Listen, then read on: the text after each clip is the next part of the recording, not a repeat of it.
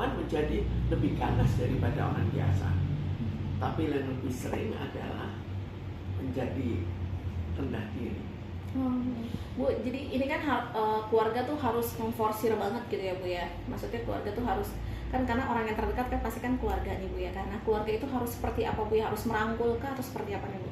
Ya, keluarga harus menghibur untuk tidak mempersoalkan hal itu sebagai hal yang besar. Jadi ya seperti menganggap itu sebagai bercanda, tapi tidak semudah itu. Itu secara teoritis demikian.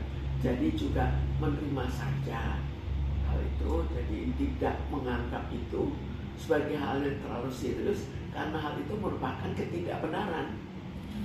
Jadi jangan mudah terkena hasutan oleh hal yang tidak benar.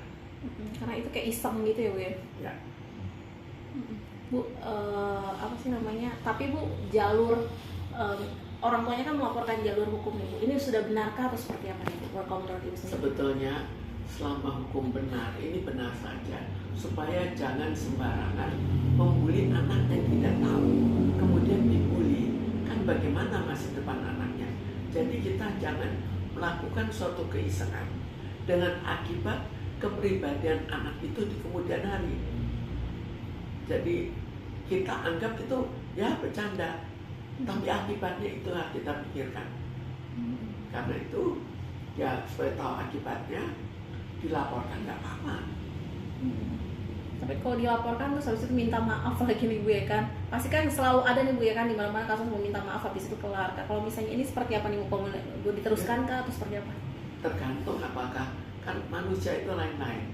Ada yang pemaaf, ada yang bahkan melaporkan pun tidak mau, ada yang tetap merasa anaknya terkena. Kalau anaknya terkena besar, berat, sampai dia misalnya nangis-nangis, itu akibatnya akan lebih besar, sehingga dia juga akan lebih memaksakan untuk melakukan gugatan, melaporkan ke kepolisian. Tapi kalau bullying sendiri kan marak banget terjadi nih ya Bu ya, apalagi di kalangan anak selebriti kayak seperti anak Robert Onsu ini. Itu dia tuh kayak merasa, si korban bullyingnya ini tuh merasa tidak nyaman kah di kemudian hari, atau mungkin bullying ini dampaknya bisa membuat stres kah atau seperti apa? Setiap orang itu berbeda. Kalau dia cukup kuat mentalnya, maka dia mungkin dalam hati kesal, tapi di luar tidak kelihatan. Karena tidak mungkin orang dibully kemudian merasakan tidak ada apa-apa. Tapi kalau orang itu, anak itu cukup sensitif, maka bisa saja dia sering menangis. Bisa menangis di sekolah, bisa menangis di rumah.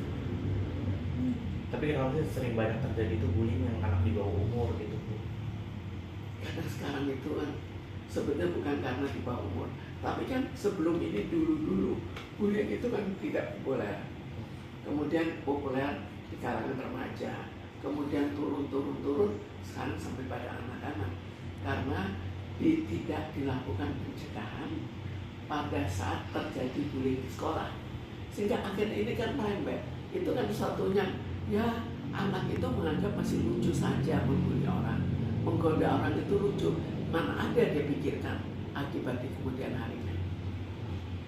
Tapi apa karena ini masih anak-anak, jadi mereka tidak mengerti kalau bahwasannya itu tuh bullying gitu, atau itu hal yang Sekarang ini kan mungkin kayak bercandaan gitu mungkin ya, Bu. dianggap lagi bercandaan, tapi kan kita tahu kita juga menyakiti hati orang. Nah, menyakiti hati orang itu harus dilatih untuk kita jangan menyakiti hati orang. Dan itu di sekolah juga harus dilatih, jangan dibiarkan saja. Sekarang kan di sekolah dibiarkan, mau nyakiti hati orang nggak apa-apa, mau pukul nggak apa-apa, sampai pembunuhan pun terjadi bahwa tidak diapa-apakan. Jadi siapa sekarang salah? berarti harus ada pengawasan, perhatian lebih ya Bu ya. Saya pikir bukan hanya pengawasan dan perhatian, tapi tindakan untuk mencegah anak-anak kecil masa gurunya nggak berani.